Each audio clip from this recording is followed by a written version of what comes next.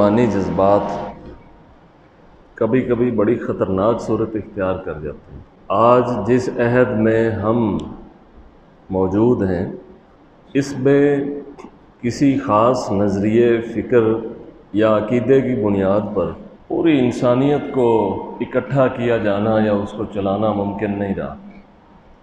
پہلے بھی نہیں تھا، اب بھی نہیں۔ قوم پرستی، علاقائی، قومی، مذہبی، مسلکی، بلکہ ہم یہ بات کہنے میں بھی حق بجانب ہے کہ جو آدمی اپنے آپ کو جس گروہ یا جس فرقے یا جس مذہب یا جس اسکول آف تھاٹ کی طرف منسوب کرتا ہے وہ اس میں بھی سچا نہیں۔ محض بعض خیالی باتوں پر یا جذبوں پر عمارتیں کھڑی کی ہوئی ہیں اور اسی بنیاد پر جس کے من میں جو آتا ہے وہ کرتا جاتا ہے، کہتا جاتا ہے، پھیلاتا جاتا ہے۔ زیر تربیت جو قوم زیر تربیت ہو اس کا بھی یہ حال نہیں ہوتا، کیونکہ زیر تربیت کے ذہن میں یہ ہوتا ہے کہ میں تو تربیتی مراحل میں ہوں۔ فیصلے تو وہی سنا سکتا ہے جس کے ذہن میں یہ بات ہو کہ اب میں اس پوزیشن پر ہوں کہ میری تربیت مکمل ہو چکی۔ لیکن جو قوم مجموعی طور پر ابھی زیر تربیت بھی نہ ہو، تربیتی مراحل میں بھی نہ ہو، وہ بھی ہر چیز میں فیصلہ سنا دے، یہ اس طرح ہے اور یہ اس طرح۔ دنیا میں اس وقت قومی شناخت بڑی اہم ہے۔ یہ آئیڈینٹی کے جو مسائل ہیں پیچیدہ بھی ہیں لیکن اہم بھی ہیں۔ مطلب میرے پاس اگر پاکستانی پاسپورٹ ہے تو میں دنیا میں کہیں بھی جاؤں تو میں پاکستانی ہوں۔ میری دوسری شناخت یہ ہے کہ اس کے اوپر لکھا ہے میں مسلم۔ اب یہ ساری دنیا ہی اللہ تعالیٰ کی پیدا کرتا ہے، اس میں کافر، مشرک، اس میں عربی، عجمی، حبشی، کالا، گورا، سرخ، سفید، سارے ہی خدا کے پیدا کیے، اور اس نے خود ان سب کو ایک وقت مقرر تک ڈھیل دی ہوئی۔ یعنی سارے فیصلے تو ہیں لیکن فیصلے سنانے کا وقت نہیں ہے۔ مطلب کوئی بھی چیز ہے تو ضروری نہیں کہ فطرت اس کا بدلہ پورا ہی کر دے، کیونکہ یہ بدلے کا دن ہی نہیں ہے۔ لیکن انسانوں کا جو مزاج اور انسانوں کی جو طبیعت ہے وہ بدلہ لینے پر قائم ہو جائے گی، بدلہ لینے پر، یعنی وہ فوری چاہتا ہے کہ وہ اس چیز کا بدلہ لے جو اس کے ساتھ پیش آئی۔ یہ انسانوں کی طبیعت ہے، فطرت کی نہیں۔ فطرت نے بدلے کا ایک دن رکھا۔ اس لیے یہاں پر اگر ایک پاکستانی ہونے کی حیثیت سے میں کسی غیر پاکستانی کے ساتھ برا ہوں تو پھر میرے جیسے ہزاروں پاکستانی ان غیروں کے پاس جب جائیں گے تو وہ بدلے کی آگ ان میں بھڑک اٹھے گی، اور پھر جو ہوگا وہ ہوگا۔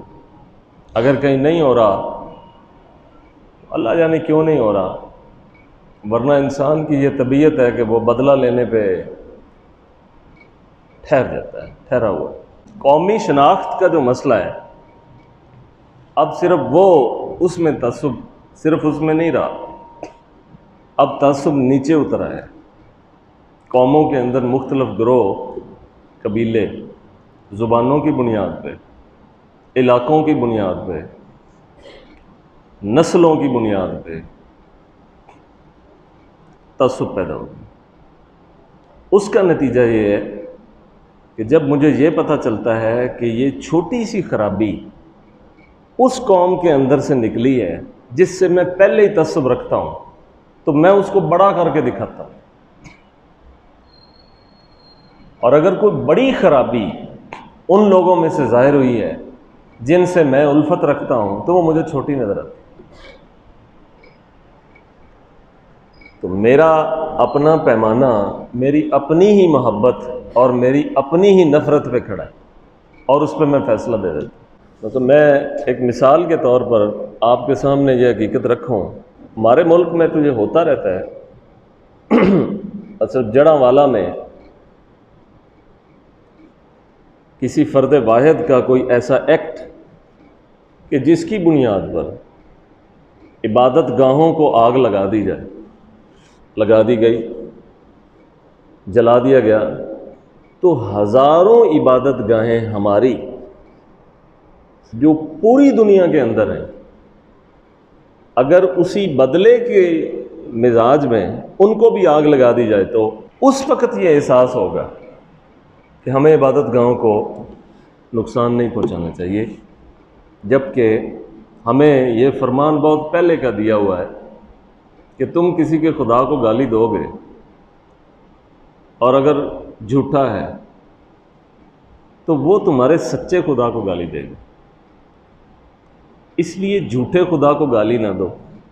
مطلب خدا تو ہے ہی سچا، جو اس نے اپنے شعور میں خدا بنایا ہوا ہے تو وہ اس کا اپنا جھوٹ ہے جو اس نے خدا پر تھوپا ہوا ہے، اور اگر تم اس کے شعور کو گالی دو گے تو وہ پھر تمہارے شعور کو دے گا، اور اگر تمہارے شعور میں سچائی ہے تو جھوٹے کو گالی دینے سے سچے کو بھی گالی پڑے گی۔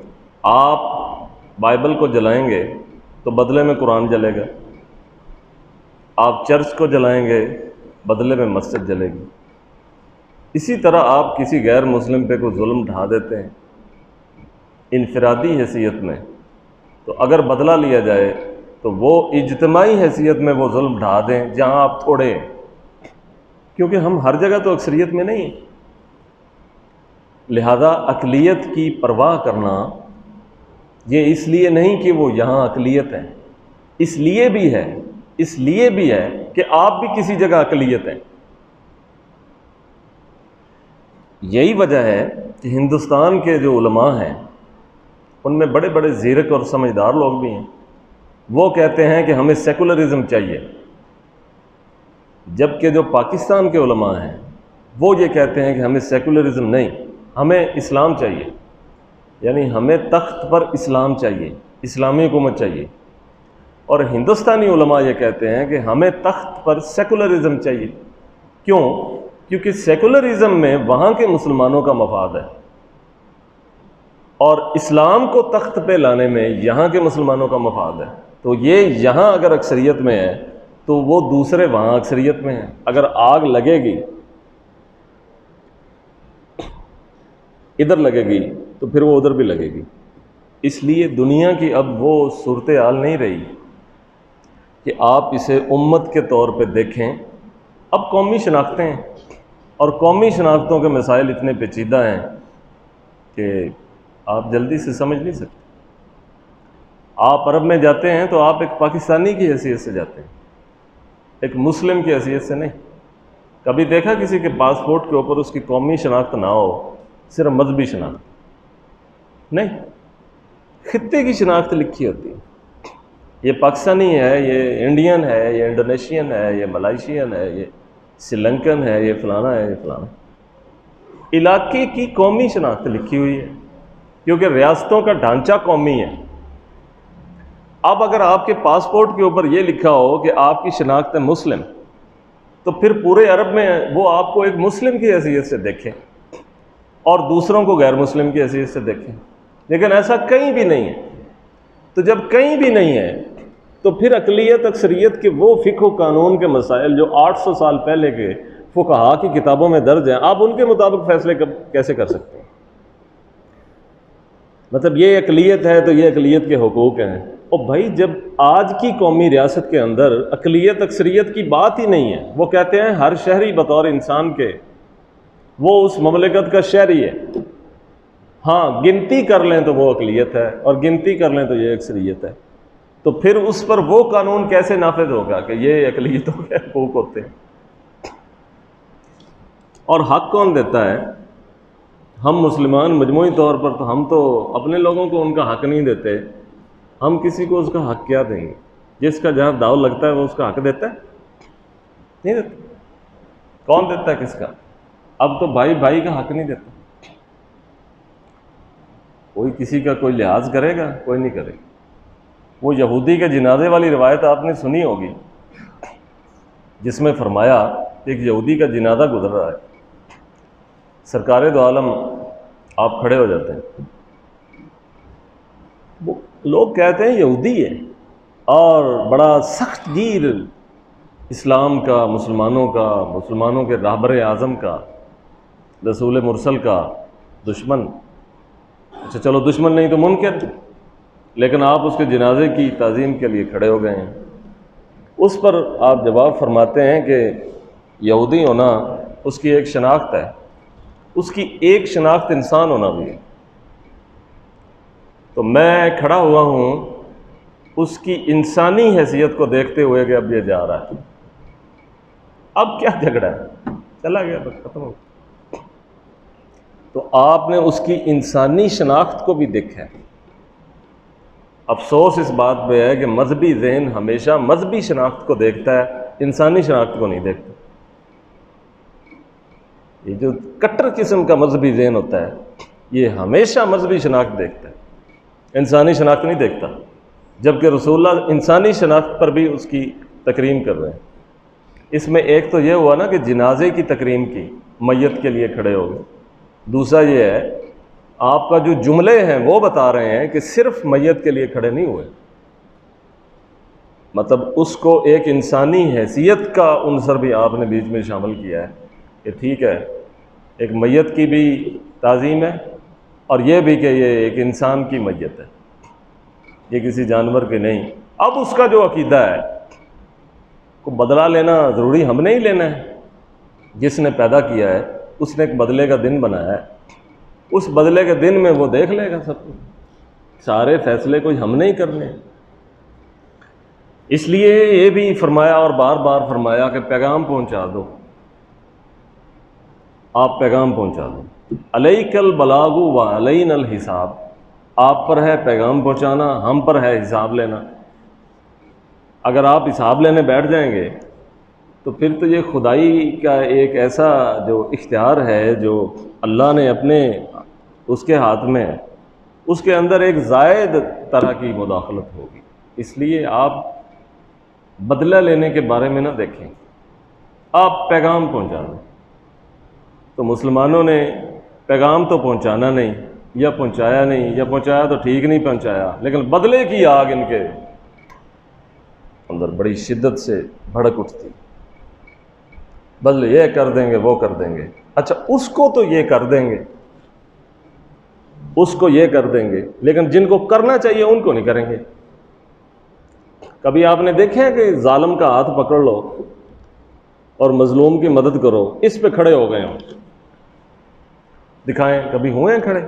مذہبی لوگ بھی نہیں ہوتے، یہ بھی ظالم کے ساتھ کھڑے ہو جاتے ہیں، یہ مذہبی تنظیمیں یہ بھی ظالم کے ساتھ کھڑی ہو جاتی ہیں، یہ پیر فقیر یہ بھی سارے ظالم کے ساتھ کھڑے ہو جاتے ہیں۔ دیکھیں کبھی ذکر و فکر کرنے سے جو آپ اپنے اندر تبدیلی لانا چاہتے ہیں، ظالم کے ساتھ کھڑے ہو کر وہ تبدیلی تو گم ہو جاتی ہے، بس کہ اس کا تو الٹ ہو جاتا ہے۔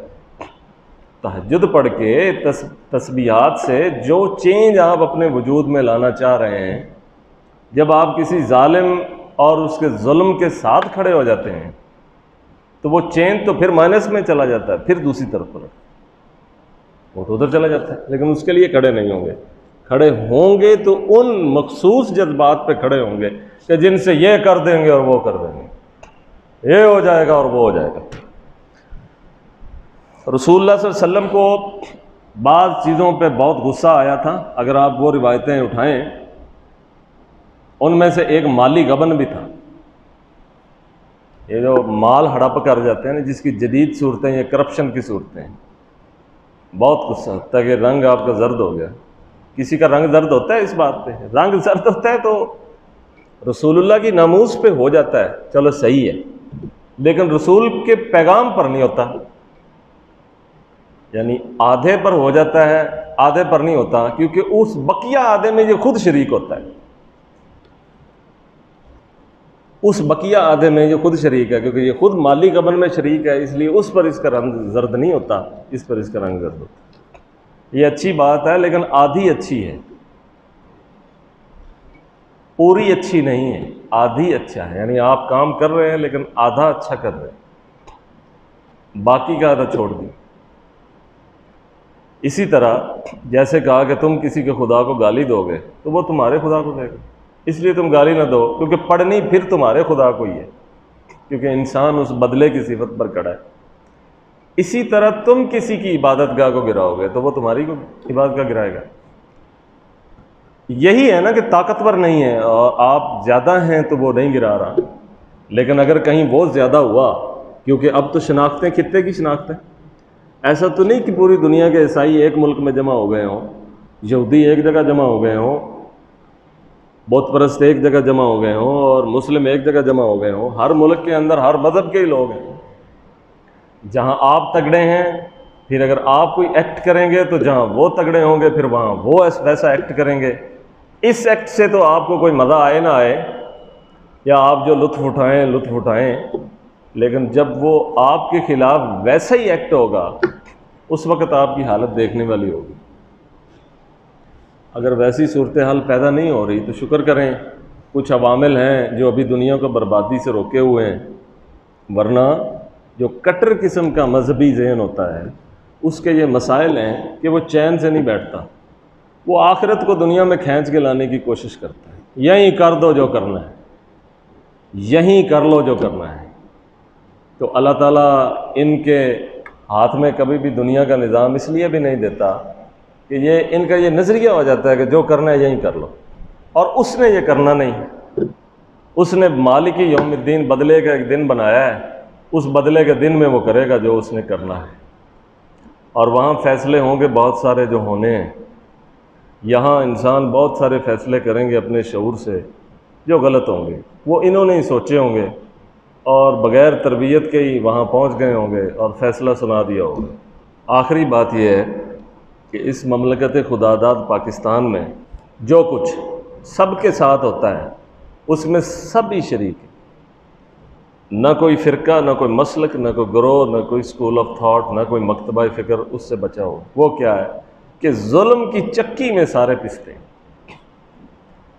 ظلم کی چکی میں سارے ہی پستے ہیں، کسی کی بھی بچت نہیں ہے سوائے اس کے کوئی چکی سے نکلا ہوا، وہ بچ جاتا ہے، باقی جو اس کے نیچے آ جائے وہ رگڑا جاتا ہے، جو نیچے آ جائے وہ رگڑا جاتا ہے۔ تو ایسی صورتحال میں برکت اور رحمت کے اترنے کی جگہ ہی نہیں بچتی، کیونکہ اگر وہ اترنا بھی چاہے تو اسے چکی روک لیتی ہے۔ وہ جو چکی ظلم کی چل رہی ہوتی ہے، وہ ظلم کی چکی کی وجہ سے جو فرشتے ہیں وہ درمیان میں رستے میں رک جاتے ہیں۔ اترنا چاہتے ہیں رحمت کے فرشتے، نیچے حالات دیکھتے ہیں، اترتے ہیں، تحفظ نہیں ہوتا۔ قرآن کی ایک آیت میں ہے کہ یحفظون من امر اللہ، کچھ ایسے مخلوق ہیں جو انسانوں کو بچاتے ہیں اللہ تعالیٰ کے حکم سے کئی مصیبتوں سے، حادثوں سے،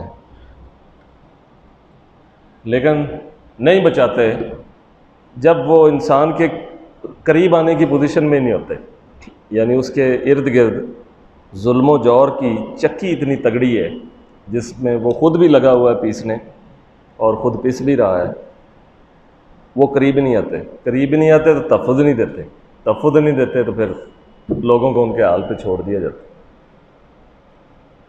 فیصلے نہ سنائیں، اپنی اور دوسروں کی تربیت شروع کریں۔ فیصلے نہیں سنانے چاہیے، کیونکہ سمجھدار لوگ اب اس نتیجے پہ پہنچے ہیں کہ پاکستانی بحیثیت پاکستانی اس پوزیشن پر ہی نہیں ہے کہ یہ کسی بھی مسئلے میں فیصلہ دے سکیں، ان کا وہ آئی کیو ہی نہیں، یعنی یہ جس شعبے، جس ادارے یا جس جگہ کھڑے ہیں، انہیں خود اپنی پوزیشن کا ادراک نہیں ہے۔